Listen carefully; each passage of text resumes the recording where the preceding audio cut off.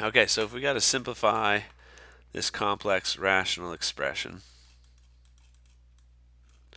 we're going to want to get common denominators to try to simplify things. I think, let me see. There's actually probably a quicker approach. Let me see what I can do. So the first thing I'm seeing is that everything's being divided by negative 6 over x minus 2. So it's like these things are being divided by this fraction.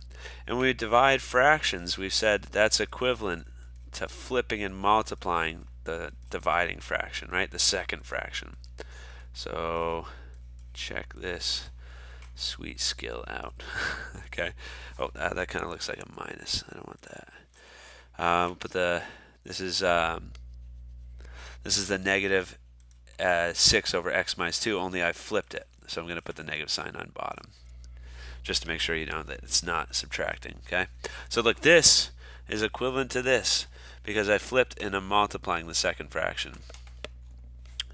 Okay, so the reason why I did that is because I saw we have an x minus 2 and an x minus 2 that are going to cross cancel, but we got to multiply this term times this term, so it's going to give me 3x minus 2 over negative 6x plus 5. And we're going to multiply this times this.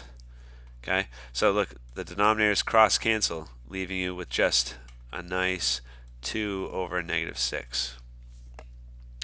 Okay, so we could do a little simplifying before we go on. Let me see where I can go with this. Copy and paste this.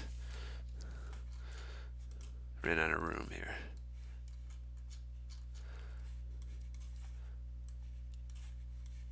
There we go. Okay. So 3 over negative 6, that makes negative 1/2, right? So I'm putting the negative up top and the 2 on bottom. So in case you missed it, 3 over negative 6, that's negative 1/2, right? So that's negative 1/2 there. And then we got plus 2 over negative 6. So if we're going to add these together, we want common denominators. So let's see, I've already got, well, let's write it out. I need to have the coefficients be the same, so I got to multiply the top and the, oh, actually, let's go back before I simplify, because look, we already had the negative 6. I guess we'll hold off on that. Okay, I'm going to keep it as 3x minus 2 over negative 6x plus 5, because I need to have common denominators, and negative 6 is part of that in common denominator. Okay, I'm going to multiply the top and the bottom part of this fraction. Let's change the color, get all fancy here. I'm going to multiply the top and the bottom by x plus 5. Right? What you do to the top, you got to do to the bottom to keep it staying as the same fraction.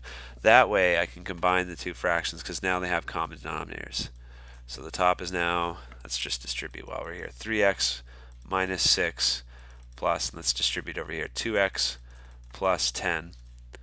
And then the bottom, let's keep it factored, negative 6x plus 5. Maybe we'll want to distribute that in just a second. Now if you simplify the top, 3x plus 2x makes 5x. And then negative 6 plus 10 makes 4. I think that's as simplified as we can get, unless I dropped a coefficient somewhere. 5x plus 4. I put it in parentheses when I typed it in Newton. That way it knows I'm trying to make a fraction. I think it's okay with the parentheses too. Okay, so just a lot of finagling, which is something you got to do in the other math classes. Take an expression, rearrange it.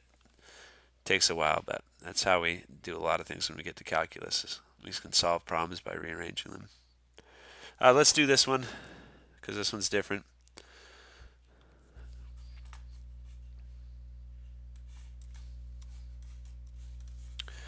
Let me see here. We got 3 over x squared minus x minus 2 minus 2 over x squared plus x minus 6.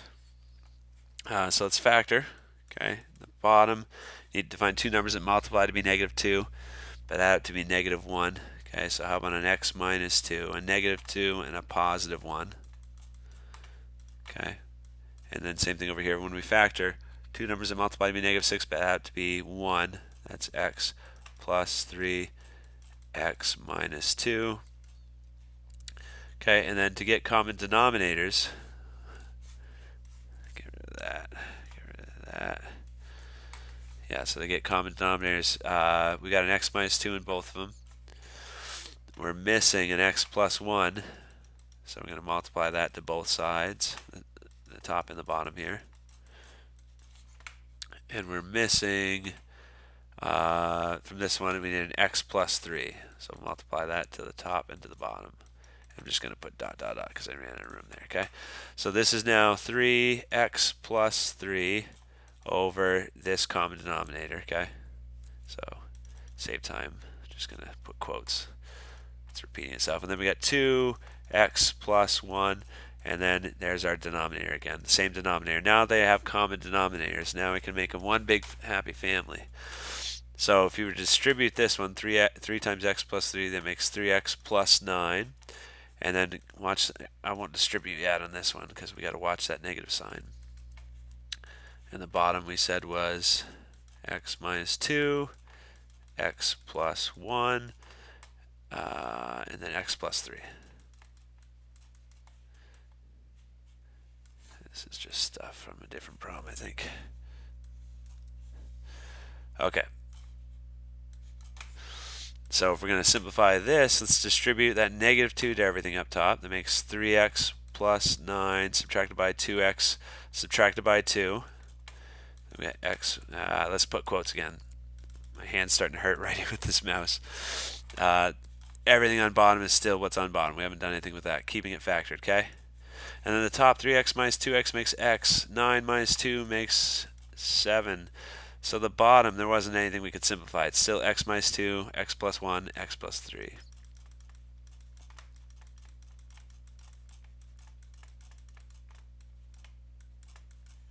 X minus 2, x plus 1. Yeah, I think that's all we can do.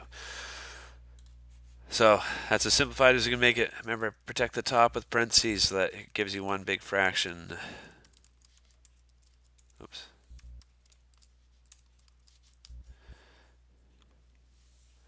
Okay, that's what I was looking for. I think that's in general what you're going to see for these types of things. Yeah, same type of thing.